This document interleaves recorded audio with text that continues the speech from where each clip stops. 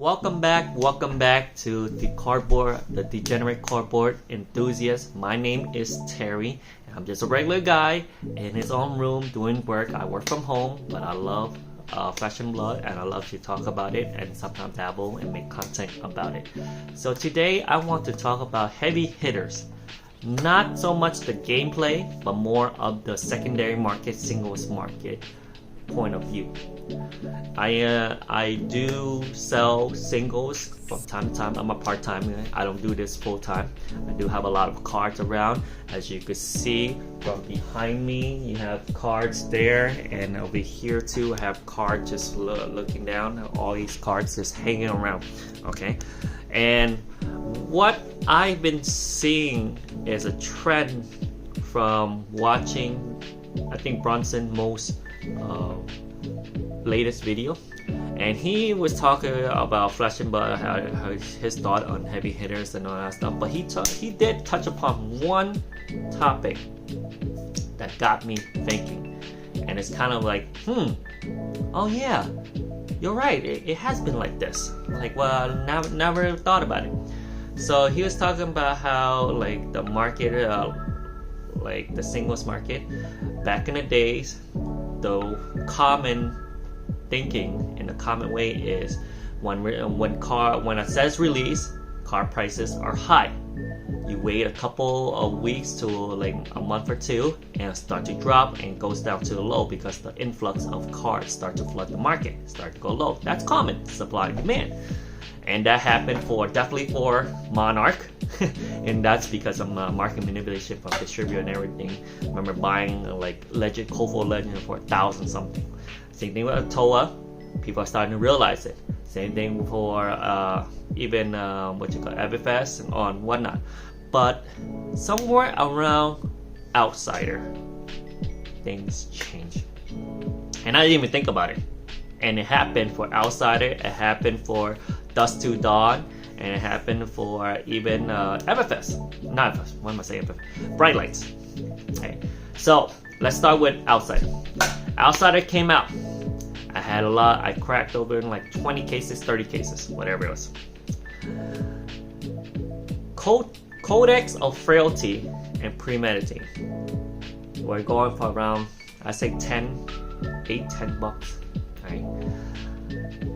Over the weekend, they had one of those taverns brawls type of CC event. It wasn't an official FaB event like a Battle Hardened or Calling, but that was the big tournament that happened over the weekend, the only ones. And I think Brody Spurlock, he won it with Azalea. And the main cards he had there was Codex of Frailty and Premeditate. And luckily I still had a few of them. I sold a few for like $12 now, but I held on to it. Next thing you know, it shot off the roof, and we sold it for around $30, $35, $40. It just kept going up. It was going for 20 something. I sold for 20 something, and I only list like 1 or 2, and it went up again, and it went up again, up to like around $40. I think non-foil. Same thing with Premeditate. So I was glad that I held on to it. I didn't like just list it all one time. Now go to Dusk to Dawn, right? Warmonger's Diplomacy. I remember going to LGS. One kid from the LGS named Ryan from Rip and Shift. Shout out to you, Ryan. He was cracking Dusk to Dawn for for the LGS. And when he cracked it, he saw the card Warmonger's Diplomacy, and he goes, "This card is gas. This card is going to be the meta." And I looked at it, I didn't think too much about it. He's like, oh, yeah, what does he know and all that stuff. And it was at that time, I think it was going for like maybe $10 or something like that. And I told him, say, hey, buy it. Like, well, I mean, you need a place out there. So I didn't think too much about it. And turns out almost every single deck would consist of that card. Now that card is going for $40, right? And also Starstruck. I remember selling 3 Starstruck to a guy on Discord for $3 each. So that's like $9. And one of the big event happened, and they realized, wow, this card is gas. And they start selling like crazy, and it went up to like $26 on its high. All right, and at that time, feels bad selling for $3 because I didn't know about it. Now let's go to Bright Lights. Bright Lights, same thing. Twin Drive, and I remember there's other cards. Excuse me for not really, because I actually skipped Everfest. I mean, not Everfest. Why I keep saying Everfest?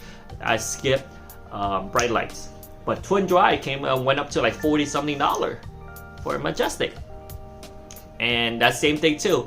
Like when it came out, nobody really went crazy until that Dash.io player from Australia, Melbourne. The calling I think was in Melbourne.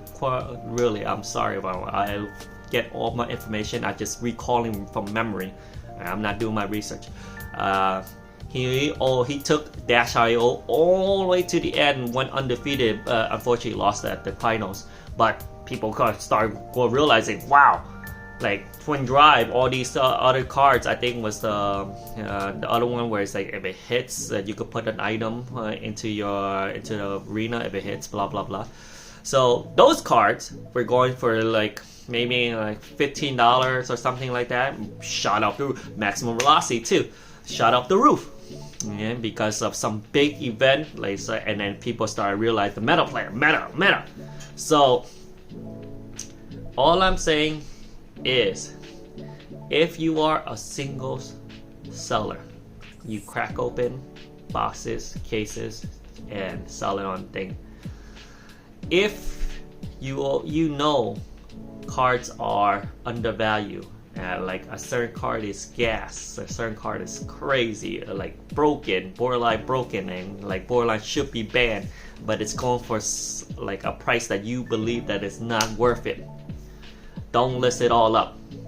Alright, list a few and see how test the market out. But how bad would it feel if you were like me and listed, let's just say all 12 of your copy of Starstruck for $3 each? Alright, hold on to it. Hamil Patel, he did an interview with Josh Riddler Real Man Gating. He did actually a really good thing, since he sells to a lot of the pros, so he picks their brain from time to time. So when Outsider came out, he asked the pros, some of his pro friends, like, hey, what do you think about this card? Which he points to Codex of Realty, and they're like, oh, this card really good. Something about like crazy points value system, which I still don't understand.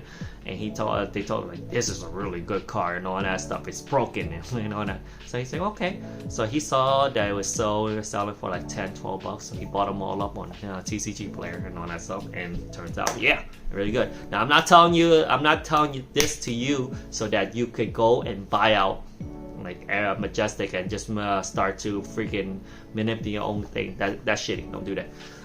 But for you, if you're a person that buys singles, you're a customer, you're a consumer, right? And Heavy Hitters comes out, look at the Majestic that you want, buy them.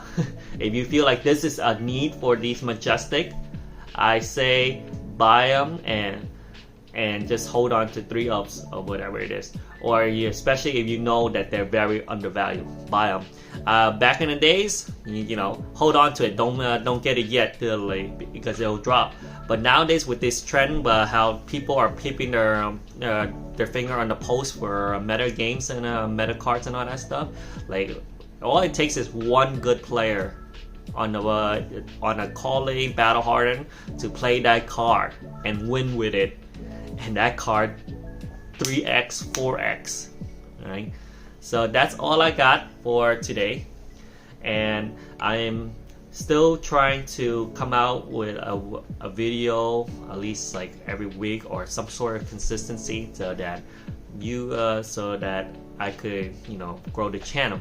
But the thing is, I said in the past, I'm not going to make a video just for the sake of making a video, like doing a reaction that everybody has done it like a million times and beating that dead horse. Right? I want to make some videos and talk about some topics that would like invoke thinking and also bring some value to you folks. All right, so let me know anything else you want me to talk about, or like want to pick my brain on this thing. Maybe I'll make a video on that thing. Well, until then, I'll see you next time. Peace.